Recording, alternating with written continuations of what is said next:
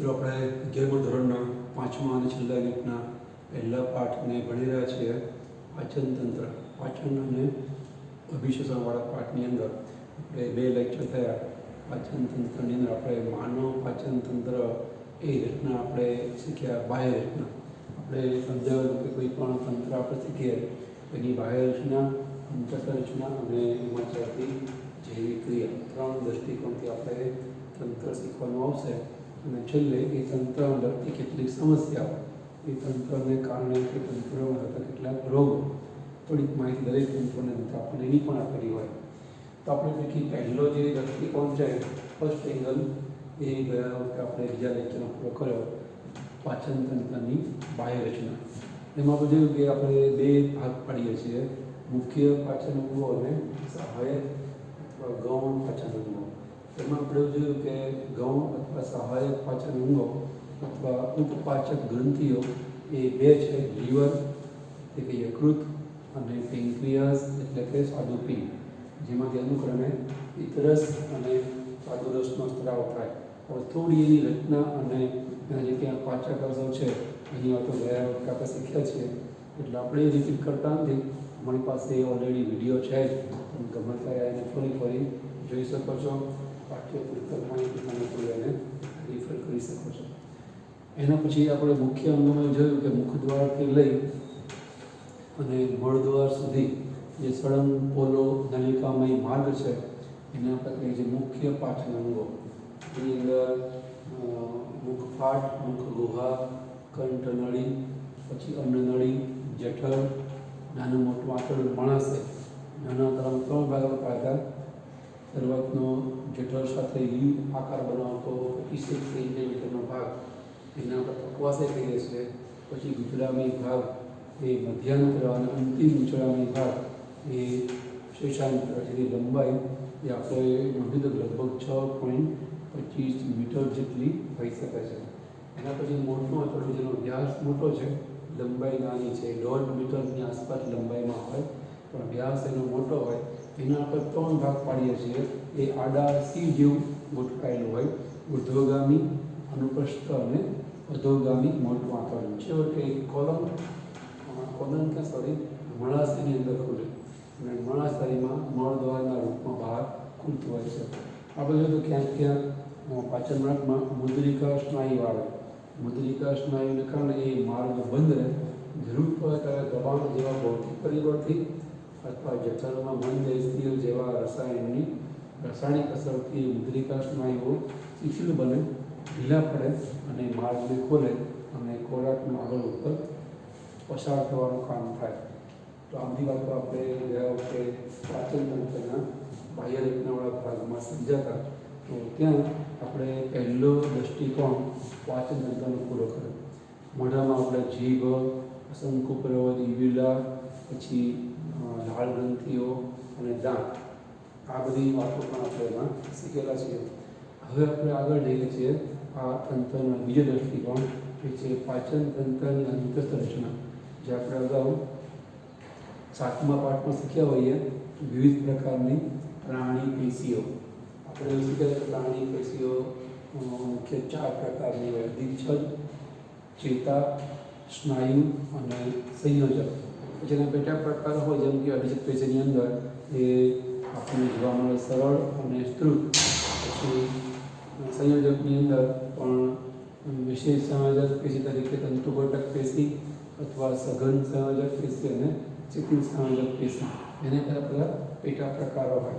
તો બધું આપણે શીખ્યા છીએ. હવે અહીંયા આપણે જોવાનું કે જે તે તંત્રના જે અંગો છે, જેમ કે અહીંયા પાચન તંત્રના પાચન અંગો, તો એ અંગોની અંદર પ્રાણી પેશી કેવી પ્રકારે ગોઠવાયેલી જોવા મળે. તો અહીંયા આપણે જેમ છઠ્ઠા પાઠમાં શીખ્યા હતા, વનસ્પતિ પેશીઓ કેવી રીતે સૂર્યમુખી મૂળ અને પ્રકારમાં ગોઠવાયેલી હોય, જેને આપણે કહીએ છીએ પેશી આયોજન. તો અહીંયા પણ આપણે પ્રાણી પેશી કેવી રીતે ગોઠવણી જોવા મળે એને આપણે કહીએ છીએ પેશી આયોજન, એટલે કે પેશીની ગોઠવણી. તો ગયા લેક્ચરમાં વાત કરી આપણે કે માણસનું પાચનમાં તો સળંગ છે, અને અન્નનળી, જઠર, નાના મોટા આંતરડું, છેલ્લે મળાશય. એ તો સળંગ દિવાલ છે. વ્યાસ નાના મોટો દિવાલ આડી પાતળી ક્યાંક હોય, થોડું ઘણું જે તે અંગની અંદર થતી પાચન ક્રિયા પ્રમાણે થોડો ફેરફાર હોય, પણ મહદઅંશે એ દિવાલ એક સરખી છે. જેમ કે આપણા શરીરમાં ચામડી એ નખથી શિખા પર્યંત એક સરખી જ છે, બરાબર. એવી રીતે પાચન માર્ગની દિવાલ પણ લગભગ સરખી હોય. તમે પાચન માર્ગની ક્યાંય પણ તમે અંતર કરતા જુઓ તો લગભગ તમને સરખા જેવી જોવા મળે. અહીંયા આપણે કોઈ પર્ટિક્યુલર અંગનું નામ લખતા નથી, જઠરનો છેદ અથવા મળાશયનો છેદ, નાના મોટા આંકડાનો છેદ એવું લખતા નથી. આપણે પાચન માર્ગની અંતર્ગત જ્યારે આપણે પાચન માર્ગને કાપીએ તો આખો પાચન માર્ગ જે નળાકાર છે, નળાકાર જે પાચન માર્ગ છે આપણે એનો છેદ કાપીએ એટલે ગોળાકાર આવે. માણસના અથવા કોઈ પણ પ્રાણીઓના જે પોલા અવયવો છે એ પોલા અવયવની એક મોટામાં મોટી ખાસિયત છે કે એની અંદર પોલાણ ફરકનું જે સ્તર છે એ પુષ્કળ ગળીવાળું હોય, જેને કારણે એ અંગમાં જે પણ જૈવિક ક્રિયા ચાલતી હોય એ જૈવિક ક્રિયા માટે વિશાળ સપાટી છે એ મળી રહે. અહીંયા પાચન તંત્રમાં પાચન ક્રિયા ચાલે, શ્વસન તંત્રમાં શ્વસન ક્રિયા ચાલે, ઉત્સર્જન તંત્રમાં ઉત્સર્જનની ક્રિયા ચાલે. તો એ રીતે કોઈ પણ અંગો હોય ને એ પોલા હોય, અને એ પોલાણ તરફનું જે પડ હોય, સ્તર હોય, જેને આપણે અંતઃછદીય પડ કહીએ છીએ. બહારનું પડ હોય ને બાહ્યછદીય પડ કે અધિચ્છદીય પડ બહારનું અને અધિચ્છદીય પડ અંદરનું, એટલે આપણે બાહ્ય છદીય અને અંતઃછદીય પડ તરીકે ઓળખે છે. તો એ હંમેશા પુષ્કળ ગળીવાળો આપણને જોવા મળે. વિજ્ઞાનની ભાષામાં એ ગળીઓને રસાનુકૂલો કહેવામાં આવે છે. વિલાઈ, VILLI વિલાઈ અથવા તો એને રસાનુકૂલો કહેવામાં આવે છે. એ જોવા મળે, જેને કારણે ઊંચી જગ્યામાં જે તે અંગની જૈવિક ક્રિયા માટેની સપાટી વિશાળ કરવી પડે. ઓછી જગ્યામાં ઘણી મોટી સપાટી મળે તો હંમેશા અંદરનું પડ આપણને ગળીયુક્ત જોવા મળે. તો જ્યારે આપણે પાચન તંત્રના કોઈ પણ અંગનો છેદ લઈએ તો આપણને આવું જોવા મળશે.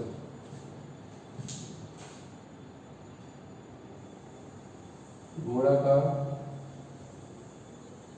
એવા છેદમાં અંદરની બાજુ એકદમ પુષ્કળ ગળીયુક્ત સ્તર જોવા મળે. ત્યાર પછી જોઈએ પહેલા વખત સૌથી બહારનું સ્તર. પાચન માર્ગનું સૌથી જે બહારનું સ્તર છે એને કહેવાય છે લસી સ્તર. લસી સ્તર આપણને દેખાય છે એક સ્તર, પણ ખરેખર એ બે સ્તર છે. જેમાં આપણે મકાઈમાં સમજાતા ને પાંચમા પાઠમાં જ્યારે આપણે મૂળ પ્રકાંડ પર્ણ અને પુષ્પ ફળ બીજ જોયું ત્યારે બીજની અંદર આપણે સૂર્યમુખીનું, વાલનું કે ચણાનું દ્વિદળી બીજ અને મકાઈનું એકદળી બીજ જોયું હતું. તો આપણે એવું સમજેલા કે મકાઈના બીજમાં સૌથી બહારનું પડ છે અને સંયુક્ત આવરણ કહેવાય. એમાં ફલાવરણ અને બીજાવરણ બંને એકદમ વિલીન થઈ ગયા હોય, એટલે બહારથી આપણને એક પોતરું કે પડ લાગે, ખરેખર ફલાવરણ અને બીજાવરણ એવું સંયુક્ત આવરણ છે. એટલે આપણે નામ જ આપેલું સંયુક્ત આવરણ. એવું જ કંઈક અહીંયા આપણને જોવા મળે છે કે અહીંયા પાચન તંત્રનું સૌથી બહારનું આવરણ છે એ દેખાય છે. ભલે આપણને એક લસી સ્તર એમાં બે પડ હોય. સૌથી બહારની બાજુએ આપણને જોવા મળે લાગીસમ અધિચ્છદીય પેશી,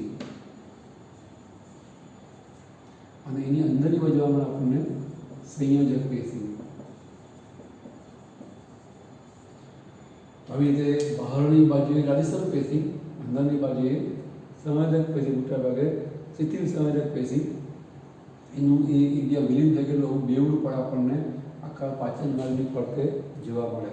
જે બહારથી આવેલી વાતાવરણ કે અંગોથી અંદર આવેલી પેશીનું કે અંદરનું કે વાતાવરણનું રક્ષણ કરે, બાહ્ય વાતાવરણ કે અંતરતા વાતાવરણનું એ જાળવણી કરે, રક્ષણ કરે.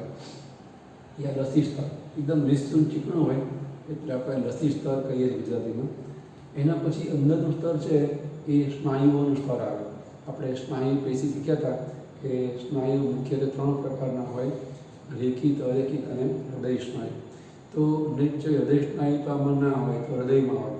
તો રેખિત કે અરેખિત પૈકી કયા સ્નાયુ આપણને જોવા મળશે? અહીંયા યાદ આવે તો યાદ કરો મગજમાં.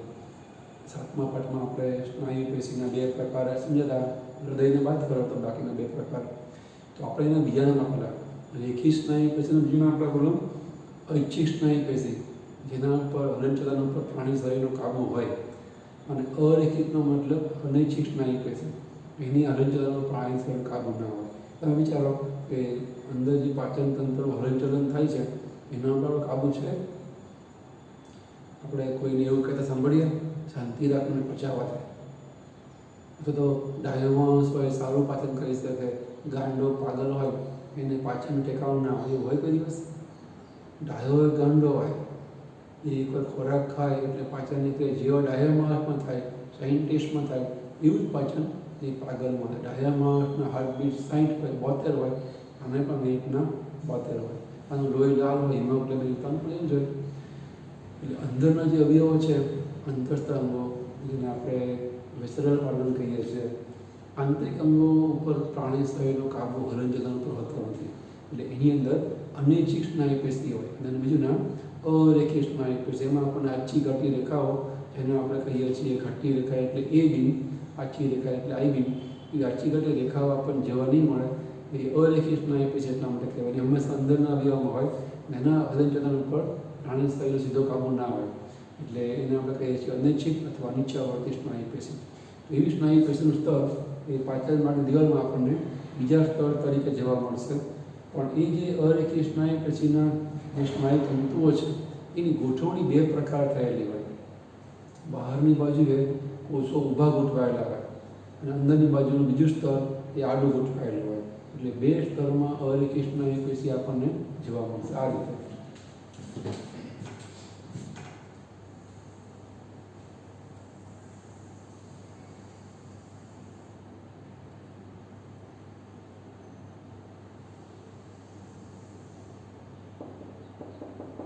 જે હું ટપકા બતાવું છું એ લાંબા સ્નાયુ તંતુઓના આપણને છેદ જોવા મળી રહ્યા છે. કારણ કે લાંબા સ્નાયુ તંતુ હોય એનો આપણે આડછેદ લઈએ તો આપણને આવું ટપકું જ જોવા મળે. ખરેખર લાંબા સ્નાયુ તંતુઓ છે.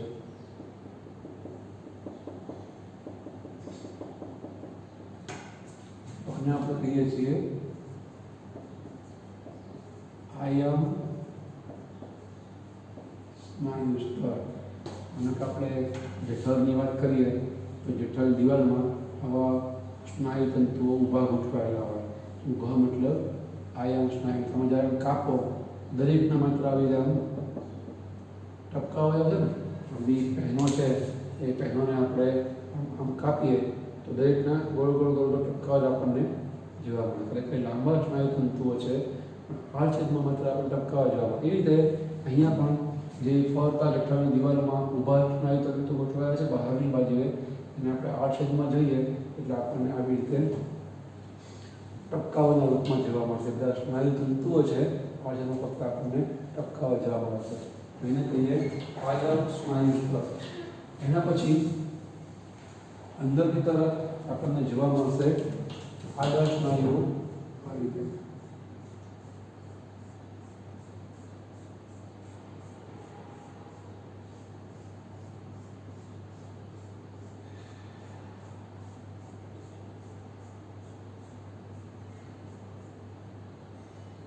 આને કહેવાય આયામની વિરુદ્ધમાં ખરેખર તો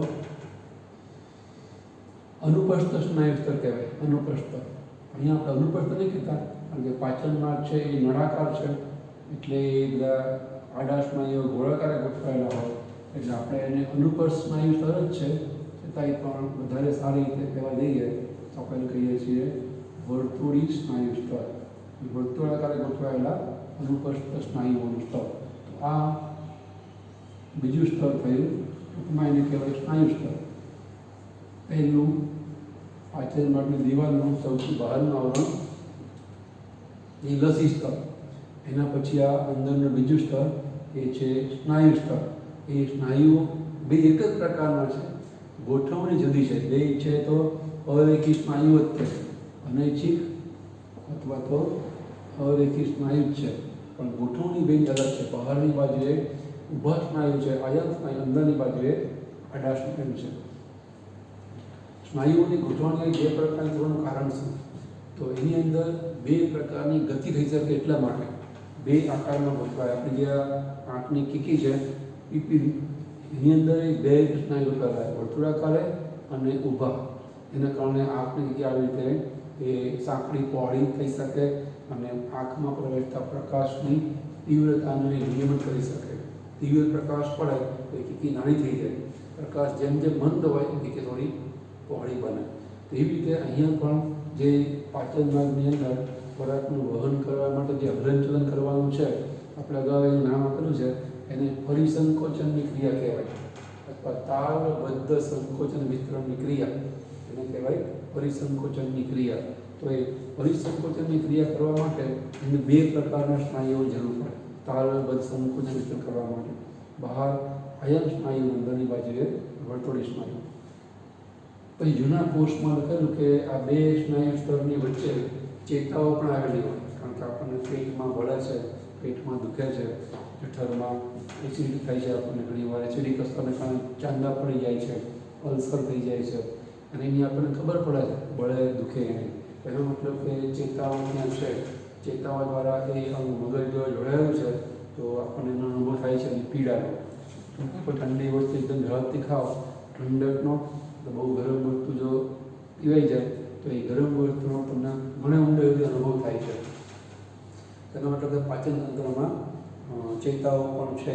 તો એ ચેતાઓ કે ચેતાંતો, ચેતાતંતુઓના અંતિમ ભાગોના ક્યાંક ક્યાંક આપણને અંશ એ તમે છેદ દો તો આ બે સ્નાયુ સ્તરની વચ્ચે આપણને જોવા મળે. પણ આપણી આ એનસીઆરટી બુકમાં છે ને એટલે હું મૌખિક બોલી ગયો, અહીંયા હું માનતો નથી. તો આ બીજું સ્તર. હવે ત્રીજું સ્તર છે એને કહેવાય અધઃ શ્લેષ્મક, અને ચોથું સ્તર છે એ સૌથી અંદરનું, એને કહેવાય શ્લેષ્મ સ્તર. બે નામ સરખા જેવા છે. પહેલાં આવશે ત્રીજું સ્તર અધઃ શ્લેષ્મક, અને પછી ચોથું સ્તર સૌથી અંદર આવશે શ્લેષ્મ સ્તર. અધઃ શ્લેષ્મક અને શ્લેષ્મ સ્તર. તો હું શ્લેષ્મ સ્તર દોરું છું, એ શ્લેષ્મ સ્તર અને આ સ્નાયુ સ્તરની વચ્ચેનો જે ગેપ પડશે થઈ જશે અધઃ શ્લેષ્મક. અને આપણે એમને કહીએ ચોથું સ્તર સૌથી અંદરનું શ્લેષ્મ સ્તર છે એ પુષ્કળ ગળીવાળું હોય, બેવડી ગળીવાળું. બેવડી ગળી એટલે શું? આ રીતે જુઓ, કોઈ પણ પાચન તંત્રના અંગનો પણ છેદ લો તો અંદરની બાજુએ તમને આવી રીતે પુષ્કળ ગળીઓ જોવા મળે. આ તો ખરું જ, આ એકવડી ગળી કહેવાય. આ જે દિવાલ છે ને એમાં બેવડી ગળી હોય, એટલે આ રીતે આ જે પડ હોય ને એમાં વળી પછી ગળી હોય.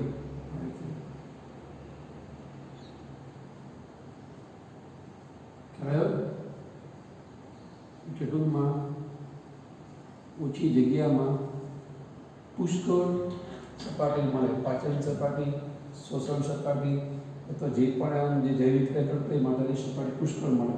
એટલે ગળીયુક્ત સ્તર ગળીમાં રીતે ગોઠવાય, ગળીયુક્ત સ્તર તરંગવત ગોઠવાયેલું જોવા મળે.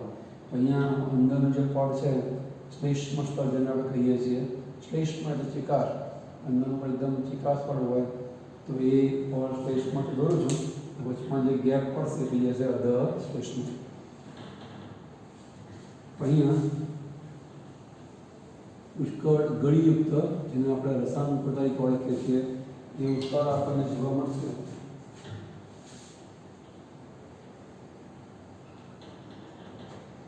આ રીતે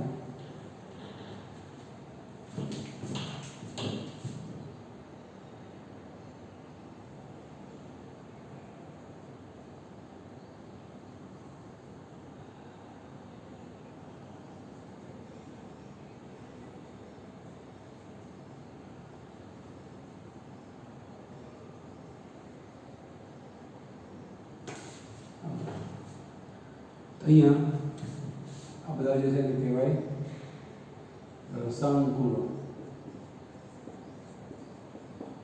રસાનુકૂળયુક્ત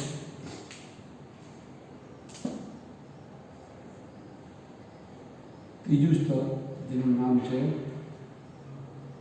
ચોથું સ્તર એનું નામ છે શ્લેષ્મ સ્તર. એની વાત પછી કરીએ. એની પહેલાં શ્લેષ્મ દોર્યું એટલે અહીંયા ગેપ પડ્યા, એ ગેપ વાળી જગ્યા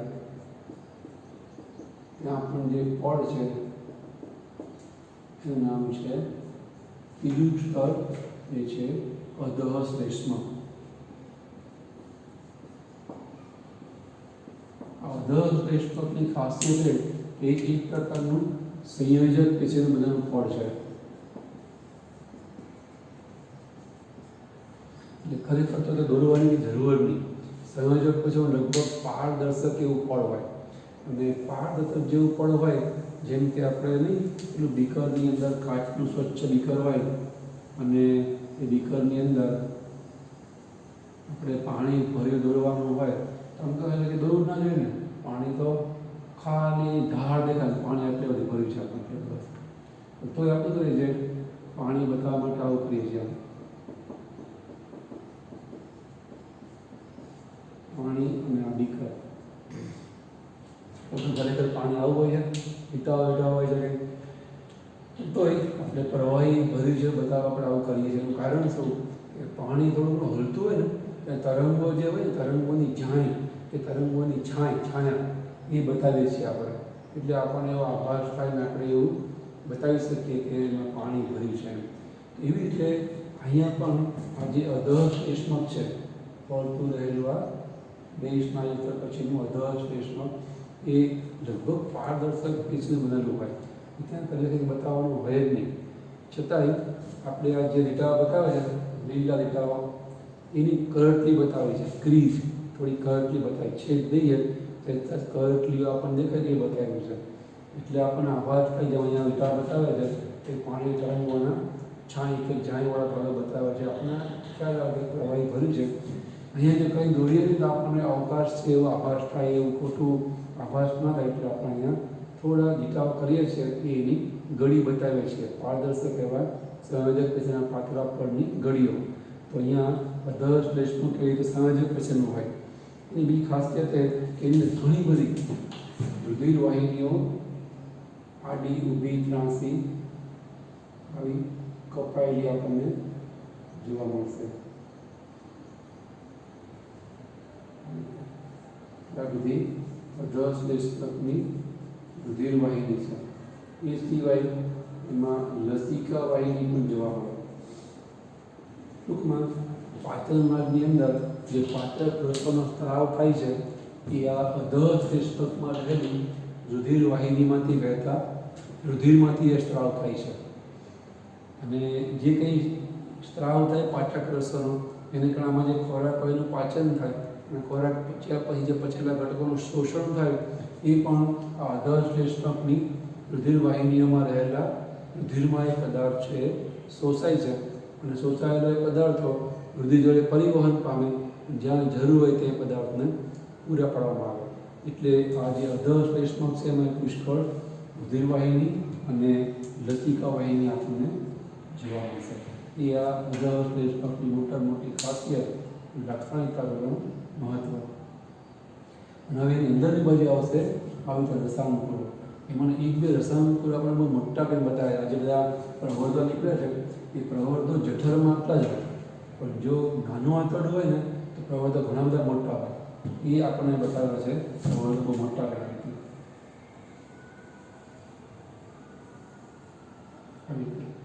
એની અંદર આપણને લસિકા વાહિની જોવામાં આવી છે.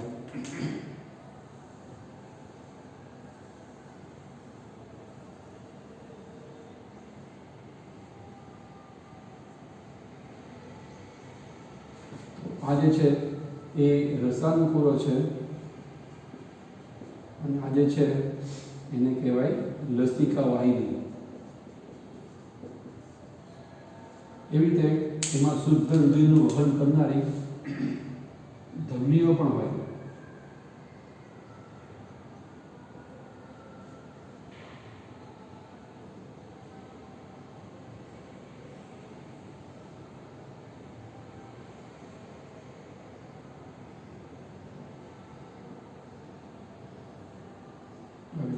એ ધમનીઓ અહીંયા પુષ્કળ શાખા છે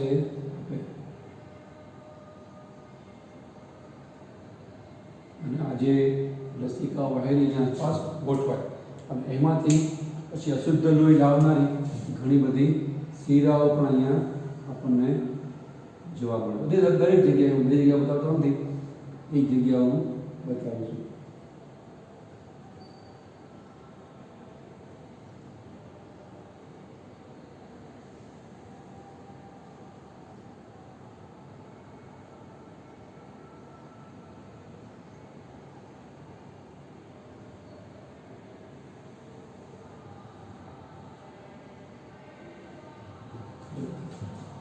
આ જે છે એ રુધિર કેશિકાઓનું જાડું છે. આ રીતની વ્યવસ્થા આપણને જોવા અસાંકળોની ક્યાં અસાંકળોમાં અહીંયા આપણને ઊંડા ખાડાઓ પણ જોવા મળે, જેને આપણે કહીએ છીએ લીવર કુહનની ગુહા. ટૂંકમાં જે તે જગ્યા ક્ષેત્ર પર વધારે જોવા મળતી ખાંચો એને કહેવાય ક્રિપ્ટ ઓફ લીવર કુહન. ક્રિપ્ટ ઓફ લીવર કુહન, જો તેમાં લીવર કુહનની ગુહા હોય. એટલે નાના તળાવમાં આ પ્રવર્ધો મોટા હોય, કારણ કે એક્ઝેક્ટ મુખ્ય પાચનની અને છેલ્લે શોષણની ક્રિયા છે ને એ જગ્યાએ થવાની હોય, ત્યાં આપણને આવી રીતના જોવા મળે. આપણે આ ભાગ અને મોટો કરીને બતાવ્યા છે એવું કહેવાય. એ સિવાય જે મુક્ત કિનારીના કોષો હોય એને આપણે બ્રશ બોર્ડર કહીએ છીએ. બ્રશ બોર્ડર એટલે શું? અહીંના જે કોષો હોય ને, માનો કે અહીંના જે આ રીતના કોષો છે, એ કોષોની જે મુક્ત કિનારી છે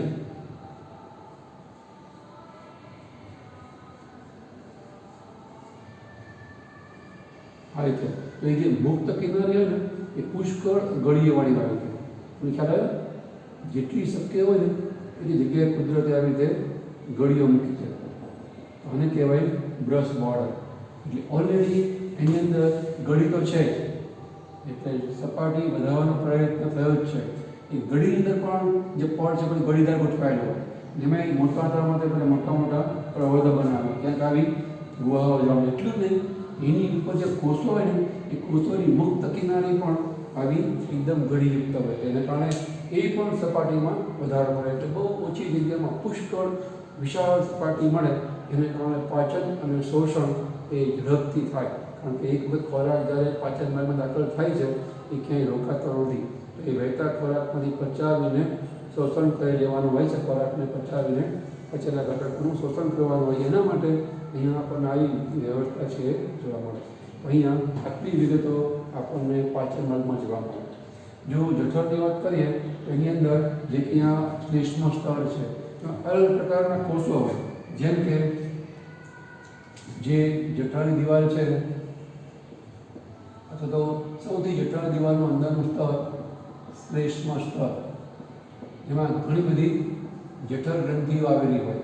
પાચક ગ્રંથિઓ, જઠર ગ્રંથિઓ જે જઠરરસનો સ્ત્રાવ કરે. તે ગ્રંથિઓમાં કેટલાક હોય એને કહેવાય ઓક્ઝેન્ટિક કોષો. ઓક્ઝેન્ટિક કોષો છે એ મંદ HCl નો સ્ત્રાવ કરનારા કોષો છે.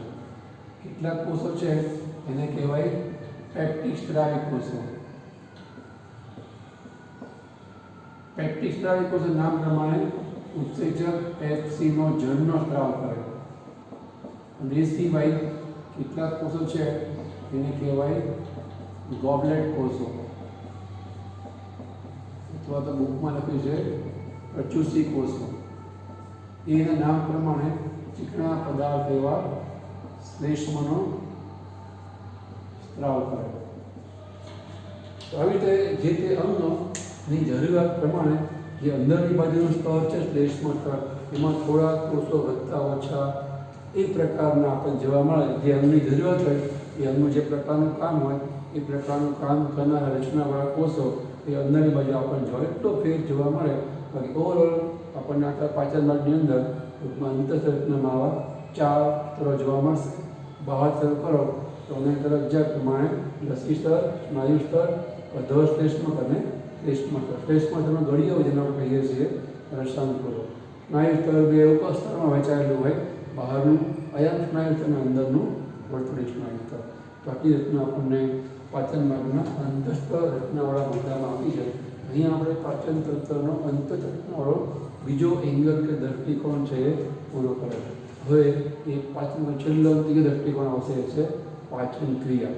તો એ પાચન ક્રિયાની વાત આપણે નેક્સ્ટ ટાઈમ તો અહીંયા લખીએ છીએ. આ એક ફિગર એકદમ મોસ્ટ ઇઝી ફિગર છે અને દોરી નામ લખીએ થોડી વિગતો તમારી પાસે નોંધવા પ્રયત્ન કરો. નેક્સ્ટ ટાઈમ આપણે આ તંત્રનો ત્રીજો છેલ્લો મુદ્દો છે એ પાચન ક્રિયા વિશે શીખવા માટે મળીશું. અહીંયા આપણે અટકીએ છીએ.